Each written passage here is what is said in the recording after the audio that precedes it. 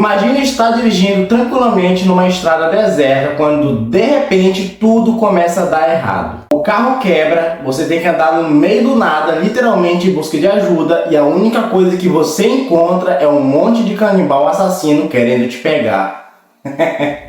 Lá ele. Bem-vindo ao filme Pânico na Floresta, que sem sombra de dúvidas marcou gerações. Fique até o final do vídeo e revisite comigo a história desse clássico filme de terror que marcou os anos 2000. Vamos ver também curiosidade, erros e até mesmo aquelas cenas que são burra pra caramba, que você olha e fala, como é que ele fez isso? Tudo isso e muito mais aqui com JJ Daniel.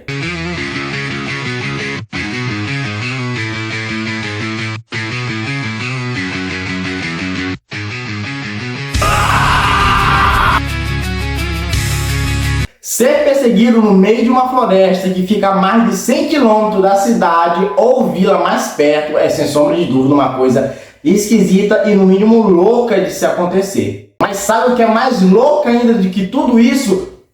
Se não deixar o teu like, se inscreve aí no nosso canal, ativa o sininho de notificação para que o YouTube sempre esteja aí mandando nosso conteúdo para você. Lançado em 2003 e dirigido por Rob Schmidt, o Wrong Turn, que foi conhecido no Brasil como Pânico na Floresta, marcou o início de uma franquia sangrenta, ficou conhecido como um clássico na história do gênero de terror. Pânico na Floresta 1 mistura vários jovens, sobrevivência e claro que não pode faltar que a cereja do bolo é os canibais assassinos totalmente esfomeados. O responsável pelos efeitos especiais desse filme é ninguém menos que Sam Wilson, que é sem sombra de dúvida um mago aí dos efeitos especiais. Pânico na Floresta 1 já começa mostrando um casal que está escalando no meio do nada a mais de 100 km de distância da civilização mais próxima. A pergunta que fica é, por que andar mais de 100 km no meio do nada afastado para escalar uma paredezinha daquela? Na minha opinião isso não faz sentido nenhum. E o pior de tudo isso é que dá de subir andando nessa paredezinha que o casal está escalando. O que a gente pode aprender com isso é que não vale a pena ser burro, gastar dinheiro com gasolina para andar mais de 100 km que para no final se dar o luxo de ser morto por um monte de canibal. Se bem que não dá de saber, né, que os canibais vão estar lá e tal, mas independente, irmão. Porque gastar tanto dinheiro para escalar uma paredezinha dessa que na cidade grande tem e mais barato ainda. Bom, o que acontece é o que todo mundo já esperava, né? O casal morre e acaba por aí com o casal. Morre e pronto. Bem, logo depois da morte do casal, o filme já corta para Chris Flynn, um jovem médico que está na estrada para ir para uma entrevista de emprego que inclusive ele está muito atrasado. Porém, após um acidente na estrada, um engarrafamento gigantesco e sem falar no derramamento de produtos químicos, que acaba impedindo que todo mundo que está ali na estrada possa prosseguir com a viagem, Chris decide então tomar um caminho alternativo, um atalho. Tem uma coisa que eu detesto é pegar atalhos em qualquer floresta dos Estados Unidos ou Canadá. Em todo filme que a gente vê em que as pessoas pegam atalho nessas estradas, só dá merda. Só dá merda. Vai dar merda, vai dar merda, vai dar merda, vai. Chris então entra numa estrada no meio do nada, estrada de chão, e logo se depara com um posto de gasolina. E a única coisa que ele encontra por lá é, além de restos, é um velho que é aquele tipo de velho que você olha na cara e diz, ele já sabe de tudo, mas não conta nada. E é exatamente isso que acontece. No mapa da parede ele percebe que há uma estrada que liga direto com uma saída na rota, lá na frente. Você que está assistindo o filme se pergunta, aparentemente perfeito para o cara, né? Ele quer chegar mais rápido, não pode por causa do engarrafamento. Então ele decide partir por essa estrada, né? Mas é aí que a coisa começa a ficar interessante. Chris então chega numa estrada chamada Montanha do Osso e ele se depara com duas vias. Isso me lembra muito aquela decisão lá de Matrix. Nesse caso aqui, sem saber, ele estaria escolhendo entre a vida e a morte. E o pior de tudo, que sem saber, ele escolhe o caminho que leva para a morte. Meu, é cada coisa. Já que primeiro, logo do início do filme, uma coisa que não faz sentido, na minha opinião, é o filme ter durado mais de 1 hora. Pelo simples fato de os canibais que já estavam ali na região, já olhando para todos os jovens e o próprio Chris que está ali, poderia facilmente ter matado todos que estavam ali, rapidamente, sem precisar enrolar muito. E tipo, não faz sentido enrolar tanto, eles poderiam já ter matado todo mundo ali, cara, rapidamente, mas não. decidem fazer 1 hora de duração.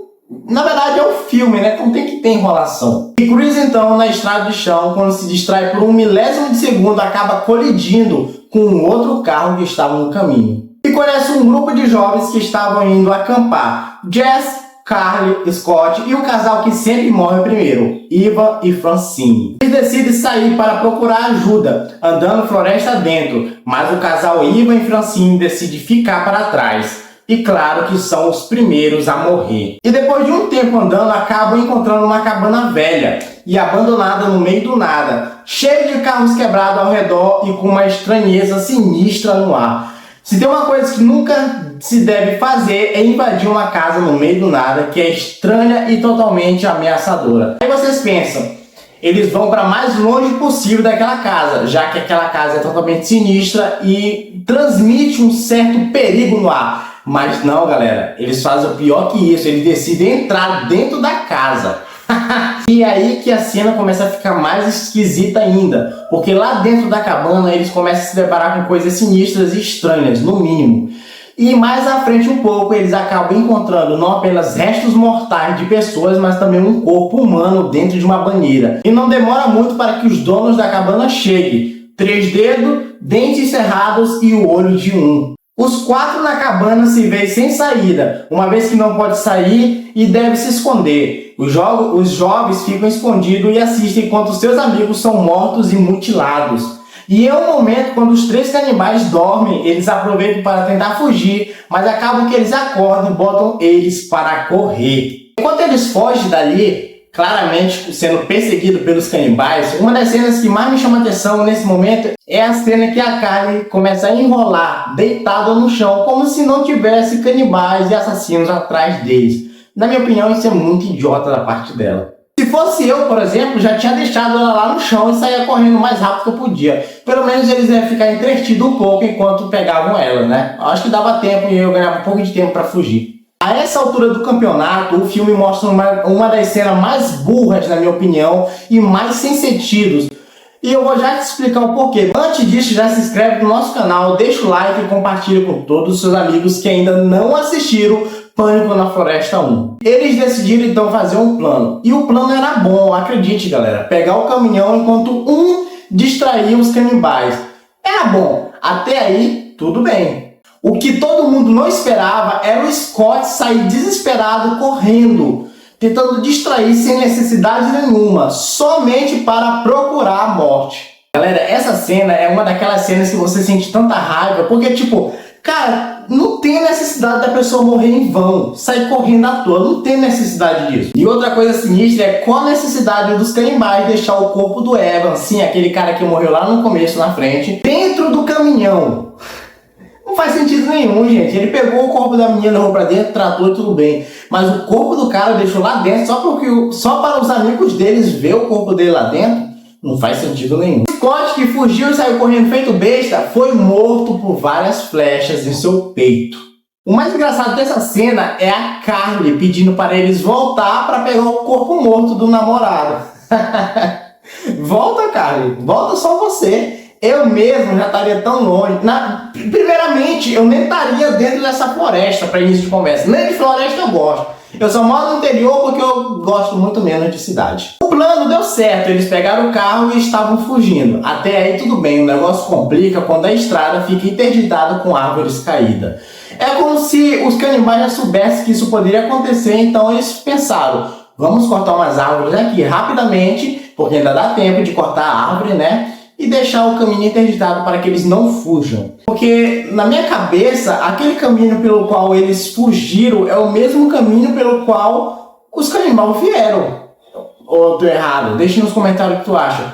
Porque a estrada parece ser a mesma e não parece ter mais de uma estrada ali, na minha opinião. Então, eu acho que não deu tempo de fazer tudo isso, né? Cortar uma árvore e colocar no meio do caminho. Pelo menos eu acho que eu posso estar enganado. E outro ponto que eu quero comentar aqui é, será que não dava de tentar um pouquinho mais tirar o carro da lama que estava atolado lá naquela cena?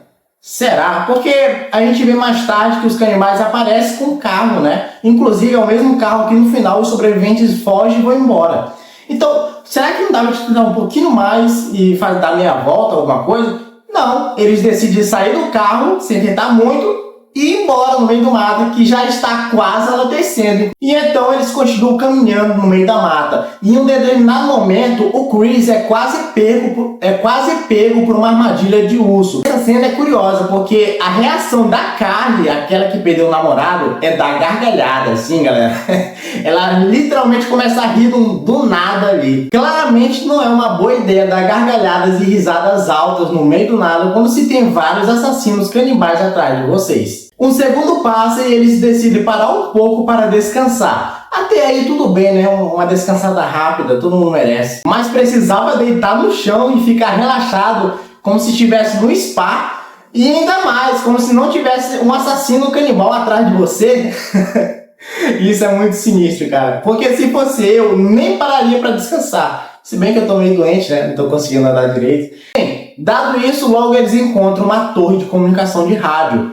E ele sobe lá pra cima porque aparentemente é mais seguro do que ficar lá embaixo. E a melhor ideia da Carly até então, no momento, é acender aqueles bastão de luz que quebram, tem lá em cima da torre, deixando tudo visível, claro, para que qualquer um que esteja lá fora possa ver o que está acontecendo lá em cima. E, galera, foque nessa cena, porque literalmente dá de ver tudinho lá de baixo.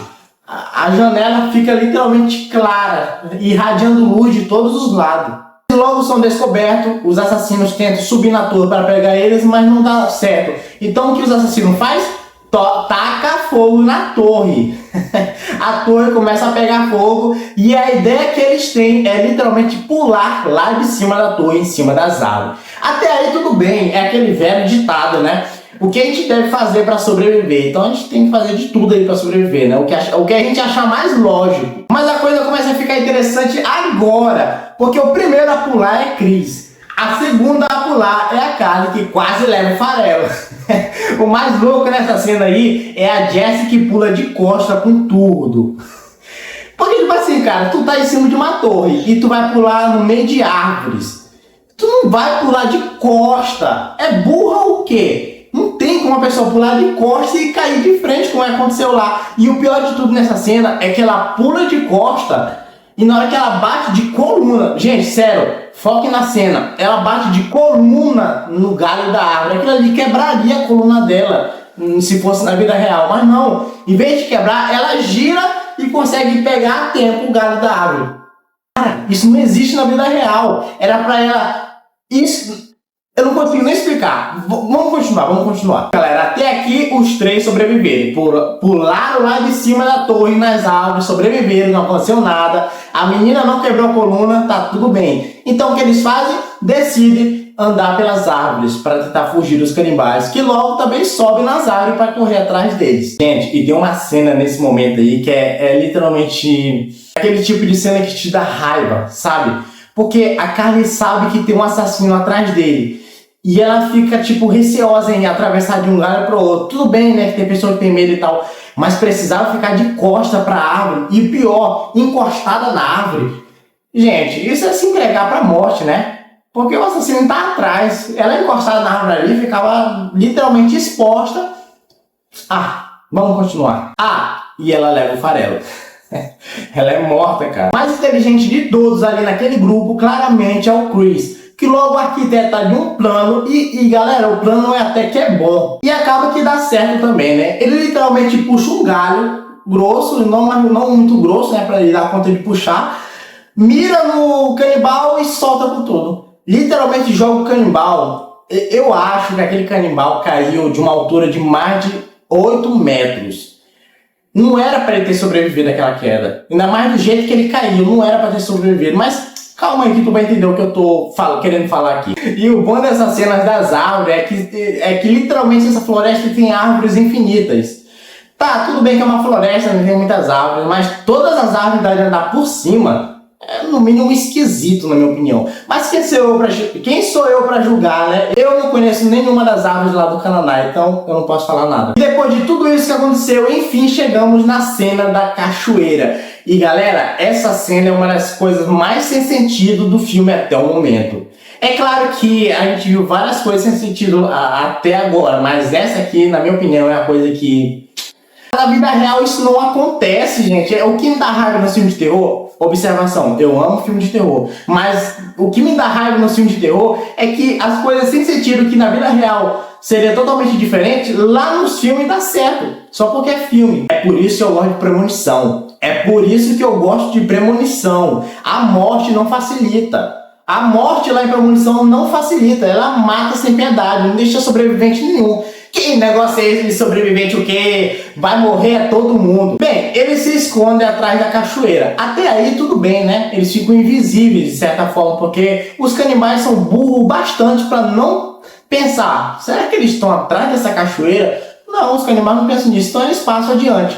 E o pior da cena é agora, porque ao invés de eles ficar na espreita esperando qualquer oportunidade de fugir e também para se defender de qualquer ataque, eles decidem fazer o quê?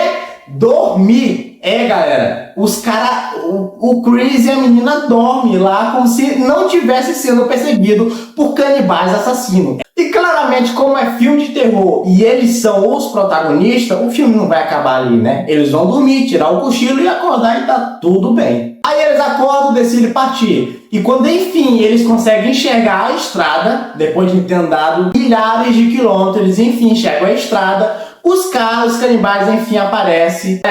Os canibais passam o filme todinho bom de mira. Eles não erram uma. É flechada a longa distância, é facada, é tudo isso, é aquilo. Eles não erram uma. E no final do filme, eles erram uma machadada, não é nem a longa distância, é a curta distância na cabeça do Chris. Isso não faz sentido. Não admira o filme todinho a longa distância para quando eles estão pertinho do cara errar. E isso não é nem o pior do filme. O pior do filme, até nesse momento aqui, é eles não matar a Jess.